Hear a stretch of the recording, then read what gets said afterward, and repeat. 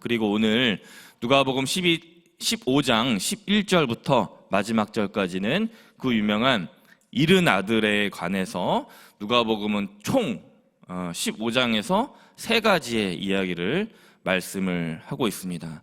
여러분들 이제 경제 용어 중에 기회비용이라는 것이 있습니다.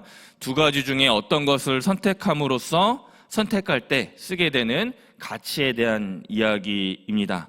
하나를 택할 때 하나를 포기함으로 얻게 되는 이익이다. 이게 오스트리아 경제학자가 1914년도에 처음으로 사용한 개념이 되겠습니다. 우리도 알게 모르게 이 기회비용이라는 말을 뜻을 생각하면서 사용하면서 살아가고 있습니다. 내가 가진 돈을 가져서 사용해서 얻을 수 있는 최대의 만족, 즉 내가 가진 돈을 써가면서 희생하면서 얻을 수 있게 되는 최대의 큰 것, 가장 많은 것을 우리는 택하면서 살아가게 되는 것이죠. 이게 기회비용이라는 개념인 것입니다. 그런데 이 흥미로운 것은 성경 말씀 전체적으로 보았을 때도, 특히 누가복음 15장의 이 세 가지 이야기를 보았을 때 이 기회비용이라는 뜻을, 이 개념이 말하고 있는 그 값어치가 점차로 줄어들고 있다라는 것이죠. 처음에는 잃은 양 한 마리가 99마리 대신 값어치를 매겨지게 되고, 둘째로 드라크마 하나가 9드라크마의 값어치로 매겨지며, 마지막으로 아들은 한 명의 아들 대신에 값어치가 매겨지게 됩니다. 정상적이고 그리고 합리적이고 상식적인 판단으로 봤을 때는 99마리를 그리고 9드라크마를 그리고 한 아들, 큰 아들을 선택하는 것이 맞는 것이죠. 정상적으로 봤을 때는. 그러나 예수님께서는 무리들과 제자들과 거기 서 있던 많은 사람들에게 정반대의 선택을, 명령을 내리시게 되는 것입니다. 이것은 예수께서 무리들의 속사정을 미리 간파하시고 그들의 연약한 마음을 또 다시 살피고 있는 것입니다.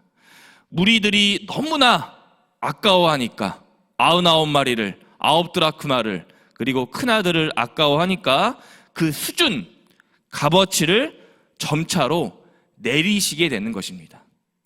99마리가 너무 커 보이니까, 9드라크마가 너무 커 보이니까, 한 아들이 너무 커 보이니까 예수께서 그 비율을, 수준을 점차로 값어치를 낮추고 있는 것입니다. 이런 식으로 깨닫지 못하는 무리들을 달래고 깨우치고 있는 것이 누가복음 15장의 전체 이야기의 흐름인 것입니다. 그렇게 우리들은, 저와 여러분들은 한 마리에 비해서 99마리가 너무나도 커 보이고 그 한 드라크마에 비해서 9드라크마가 너무 커 보이는 것입니다. 길 가는 사람들에게 물어봐도 이 이치와 이 논리는 매우 당연한 거예요. 한 마리, 99마리 택하라, 이 둘 중에 택해라. 그러면 대부분 99마리, 한 드라크마와 9드라크마를 둘 중에 택해 보아라. 그러면 대부분 9드라크마를 택하게 되는 것입니다. 한 마리, 그거 뭐 그냥 내가 포기하고 더 많은 거 택하지. 한 드라크마, 그거 그냥 내가 버리고 희생하고 9드라크마 택하지 뭐. 어찌 보면 세상 논리로는 그것이 정상이며 맞는 것입니다. 누가 더 큰 것을 두고 작은 것을, 사소한 것을 택하는 사람이 있겠습니까? 그럼에도 불구하고 오늘 구원받지 못하는 영혼을 어찌나도 측은히 애틋하게 사랑하셨는가. 오늘 누가복음 11장 말씀을 이렇게 시작하고 있는 것이죠. 또 이르시되 어떤 사람에게 두 아들이 있는데, 예수님께서 굳이 말씀하십니다. 어떤 사람에게 2명의 아들이 있었느니라. 둘째가 자신이 미리 받을 분깃을, 재산을, 유산을 미리 받아가지고 먼 나라에 가서, 아버지가 찾을래도 찾을 수가 없는 그 먼 나라로 가서 흥청망청, 허랑방탕해서 전 재산을 날려 탕진하게 되는 것입니다. 그때까지만 해도 둘째 아들은 이 사태의 심각성을 깨닫지 못합니다. 그러나 그때 14절에 보니까 그 나라에 흉년이 들어 나라가 어려워지게 되죠. 그 전까지 재산을 탕진해도 어찌어찌 그럭저럭 간신히 무리들과 어울려서 잘 살았나 봅니다. 그런데 나라가 위기에 빠지고 흉년에 빠지고 경제적 위기에 빠지니까 모든 사람들이 흩어졌겠죠. 이제 둘째 아들이 의지하고 발붙일 곳이 없어진 것입니다. 그제야 자신의 불쌍한 처지를 돌아보게 된 둘째 아들. 어느 사람에게 붙여 살아 돼지를 치며 연명합니다. 그마저도 돼지 쥐엄 열매조차도 얻으려고 했으나 그 사람에게 얻지 못하는 것입니다. 이때 둘째 아들은 비로소 깨닫게 됩니다. 오늘 말씀 17절입니다. 이에 스스로 돌이켜 이르되 내 아버지에게는 양식이 풍족한 품꾼이 얼마나 많은가. 나는 여기서 두려 죽는구나. 스스로 돌이킵니다. 그러면서 아버지 품꾼에게는 양식이 풍족했던 것을 기억을 하죠. 여기서 나는 굶어 죽는구나. 그러나 둘째 아들 여기 남아서 그냥 허무하게 죽기보다는 벌떡 일어나서 아버지께 가서 이렇게 고백하고 사죄하게 됩니다. 아버지, 제가 하늘과 아버지 앞에 죄를 지었습니다. 지금부터는 저를 종으로, 품꾼으로 써 주십시오. 둘째 아들의 마음을 몰랐던 아버지의 마음은, 먼 거리에 떨어져 있던 아버지의 마음은 어떠했을까요? 제가 자녀일 때 또 지금 부모가 되어서 양쪽 모두의 마음이 생각이 납니다. 부모님의 마음을 불편하게 했던 어린 시절, 또 지금 자녀들이 우리들의 마음을 불편하게 하고 했지만 저희 이 자리에 계신 부모님들 모두 잃은 아들의 아버지 마음과 동일할 것이라 생각합니다. 어떠한 잘못을 자녀들이 저질러도 내리사랑인지라 자녀들을 결국에 용서하는 것이 부모의 마음인 것입니다. 20절에 아버지의 모습에서 아직도 거리가 멀리 떨어져 있지만 이제나 저제나 자나깨나 비가 오나 눈이 오나 노심초사 언제 둘째 아들 돌아올지 몰라서 그 둘째 아들을 그 누구보다 먼저 알아차렸던 아버지. 측은히 여겨서 달려가 목을 안고 입을 맞춘 아버지. 단 하루만 보지 못해도 눈에 아른아른거리는 것이 자식이라면 이제 와서 잘못했다 말하는 아들의 그 말을 들리지도 않았을 것입니다. 옷, 반지를 주고 신을 신기고 송아지를 잡아 잔치를 베풀었습니다. 마치 둘째 아들이 미리 이제 돌아올 것을 예상이라도 했듯이, 아니 내가 즉시 당장 둘째 아들이 오기라도 하면 잔치를 베풀어 준비를 마친 아버지가 잔치를 다 같이 즐긴 이유는 오직 하나인 것입니다. 오늘 말씀 24절입니다. 이 내 아들은 죽었다가 다시 살아났으며 내가 잃었다가 다시 얻었노라 하니 그들이 즐거워하더라. 아멘. 죽었다가 살았고 잃었다가 얻었으므로 잔치를 베풀고 즐거워합니다. 죽어가는 한 영혼이 사는 것, 잃어버린 한 영혼이 다시 얻어지는 것 때문에 기뻐하는 것이니까 매우 당연한 것입니다. 그래서 예수님께서는 이해하지 못해서 아직 헤아리지 못하고 있는 무리들을 향해 여전히 99마리의 양, 9드라크마를 쫓는 인생들을 향해서 오늘 잃어버린 이 둘째 아들 비유를 들어 잃어버린 죽어가는 영혼들을 위한 말씀을 아직도 무지몽매한 무리들에게, 또한 우리들에게 오늘 누가복음 15장 11절에서 말씀하고 계신 것입니다. 하지만 마지막으로 남아 해결해야 할 문제가 있었습니다.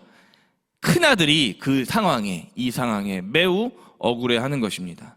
이른 여태까지 제가 다 하고 이제 지금까지 놀기만 하고 불황과 같은 둘째 아들을 위해 잔치를 아버지가 열었기 때문입니다. 방금 전 아버지에게는 굉장한 생명, 구원, 복음의 사건이 일어났는데도 불구하고 큰아들은 여전히 일반적인 생각에 머문 것입니다. 아버지와 동생, 자신의 가정에 임한 천국잔치의 큰 기쁨을 혼자서만 누리지 못하고 과거 일에만 계속해서 여전히 머물러 본전 생각만 하고 있는 것입니다. 얼마나 억울했던지 그가 분노해서 아버지가 들어오라 권해도 잔치자리에 들어오지 않았다라고 말씀하고 있습니다. 그럼에도 불구하고 그 큰아들에게 자애로운 은혜로운 아버지는 이렇게 말씀하고 있습니다. 오늘 말씀 마지막 31절입니다. 아버지가 이르되 너는 항상 나와 함께 있으니 내 것이 다 내 것이로다. 무엇입니까? 큰아들은 아버지와 함께 있어도 함께 있는 축복을 바로 누리지 못했다. 아버지와 연합하지 못해 아버지 것이 다 자신의 것이라는 사실조차도 그래도 그 자리에서 깨닫지 못했던 것입니다. 이런 경우들이 오늘 우리 주위에 얼마나 많이 있습니까? 저와 우리들은 이미 주님의 자녀로 등재되어 있음에도 불구하고 이 큰 아들과 같이 그 다른 사람, 다른 환경, 다른 조건을 늘 따져가며 살아감으로 인해 내가 오늘 아버지의 자녀, 주님의 자녀라는 사실을 새카맣게 잊고서 살아갈 때가 많다라는 것입니다. 이미 구원함을 받아 십자가 복음의 선물을 받아서 누리고 살아가고 있음에도 불구하고 생활에서, 일터에서, 가정에서 삶 복음의, 진짜 복음의 주님 말씀의 진리를 놓치면서 살아가고 있는 것이 저희들인 것입니다. 말씀을 맺겠습니다. 오늘 누가복음 15장 후반부 잃어버린 아들 비유 본문 제목을 저는 마땅하다라고 붙여보았습니다. 마땅하다. 무엇이 마땅한가? 돌아온 잃은 양을, 잃은 드라크마를, 마지막 32절 말씀처럼 잃은 아들이 죽었다가 살아남으로 인해, 잃었다가 얻음으로 인해 우리가 즐거워하고 기뻐하는 것이 마땅하다. 마땅한 것을 마땅한 것으로 여기며 합당한 자녀로, 제자로 누리며 살아가는 것을 행복으로 알고 살아가시는 마땅한 인생의 법한교회 성도님들 되시기를 바랍니다.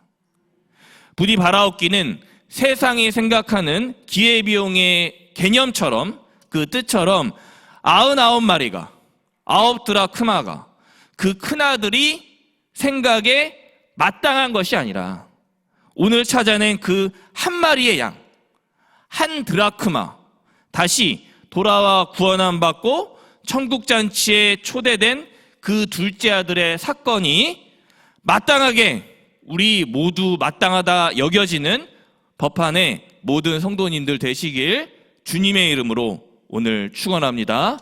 아멘. 기도하겠습니다. 이 새벽 주님 말씀으로 저희의 심령 일깨워 주시니 감사합니다. 누가복음 15장 말씀으로 복된 아침 열어주신 은혜를 또한 감사합니다.